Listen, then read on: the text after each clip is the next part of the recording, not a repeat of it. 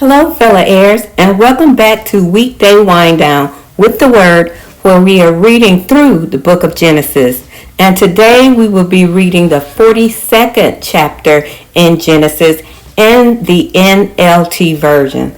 So without any further ado, let's start reading. Jacob heard that grain was available in Egypt. He said to his son, "Why are you standing around looking at one another? I have heard there is grain in Egypt.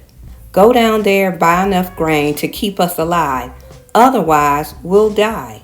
Joseph's 10 older brothers went down to Egypt to buy grain, but Jacob wouldn't let Joseph's younger brother Benjamin go with them, for fear some harm might come to him. So Jacob's sons arrived in Egypt along with others to buy food, for the famine was in Canaan as well.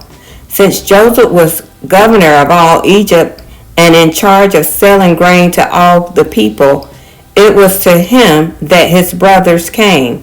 When they arrived, they bowed before him with their faces to the ground.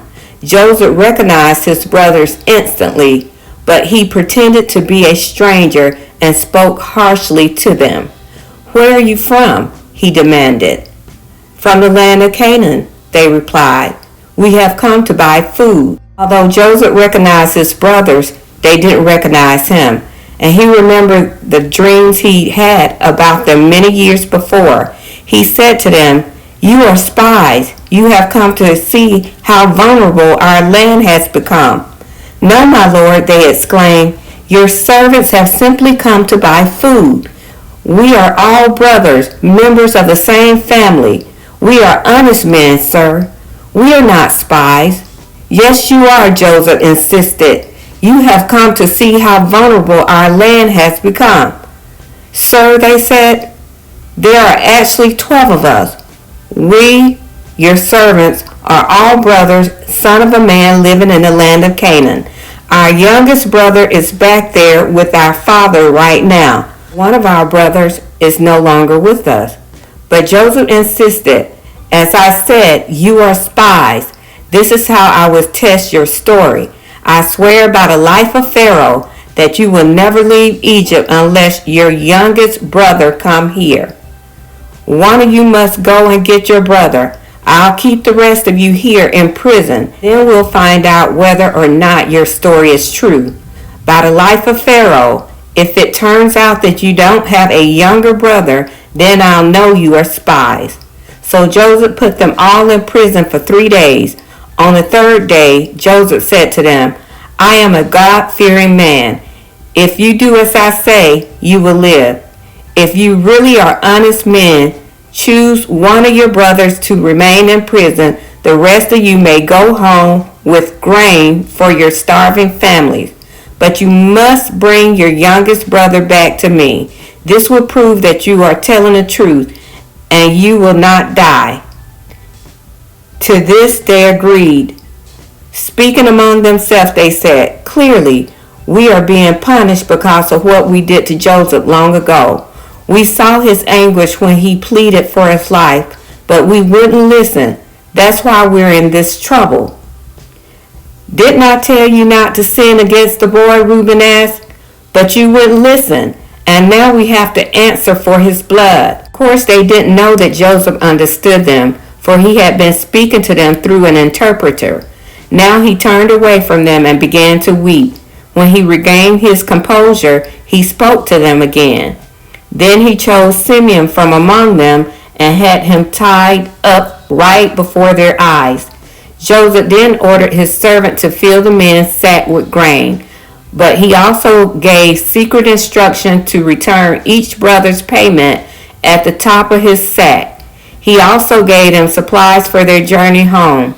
So the brothers loaded their donkeys with the grain and headed for home. But when they stopped for the night, and one of them opened his sack to get grain for his donkey, he found the money in the top of his sack. "Look," he exclaimed to his brother, "my money has been returned. It's here in my sack." Then their hearts sank. Trembling, they said to each other, "What has God done to us?" When the brothers came to their father Jacob in the land of Canaan, they told him everything that had happened to them. "The man who is governor to the land spoke very harshly to us," they told him. "He accused us of being spies scouting the land. But we said, 'We are honest men, not spies. We are 12 brothers, son of one father. One brother is no longer with us, and the youngest is at home with our father in the land of Canaan.' Then the man who is governor over the land told us, 'This is how I will find out if you are honest men. Leave one of your brothers here with me, and take grain for your starving families and go on home. But you must bring your youngest brother back to me. Then I will know that you are honest men and not spies. Then I will give you back your brother, and you may trade freely in the land.' As they emptied out their sacks, there in each man's sack was the bag of money he had paid for the grain. The brothers and their father was terrified when they saw the bag of money. Jacob exclaimed, 'You are robbing me of my children. Joseph is gone, Simeon is gone, and now you want to take Benjamin too? Everything is going against me.' Then Reuben said to his father, 'You may kill my 2 sons if I don't bring Benjamin back to you. I'll be responsible for him, and I promise to bring him back.' But Joseph replied, 'My son will not go down with you. His brother Joseph is dead, and he is all I have left. If anything should happen to him on your journey, you will send this grieving white-haired man to his grave." And that concludes the reading of Genesis 42. I'm just thinking that, it just goes to show his last statement here, how much parents really love their children, most parents anyway, and that they will do, a lot of parents will do anything for their children. And I think that's built in by God so that we will protect, we will normally protect our children from all, any hurt, harm, and danger that we can, especially while they are in our homes. I was also thinking about how their brothers thought about what they had did to Joseph. And I can't speak for everybody else, but I just wonder if people really think about when they are going through tough times. Do they ever think about, this is what I get because I did this or I did that? I know as a Christian today, I think about that.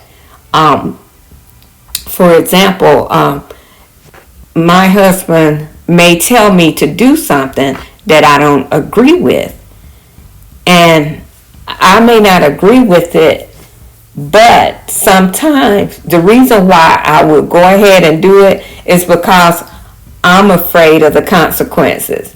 And I know that with that particular thing, if something go bad and I didn't do what my husband told me to do, I will take it as it being a consequence to my disobedience to God first, because God put my husband over the family. And even though, some people think being submissive is like a slave. It's not like that, but you are to honor that man. But again, that man holds a lot of responsibility, because wherever his decisions are, if things go wrong, then it's on him.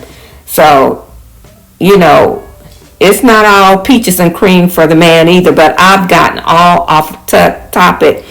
But I want to know what you guys think. What are your thoughts on chapter 42? Please put it in the comments below. Let's sharpen each other. Iron sharpens iron, and let's grow together. With that being said, I thank you once again for listening to Weekday Wind Down with the Word, and have a blessed weekend. Bye.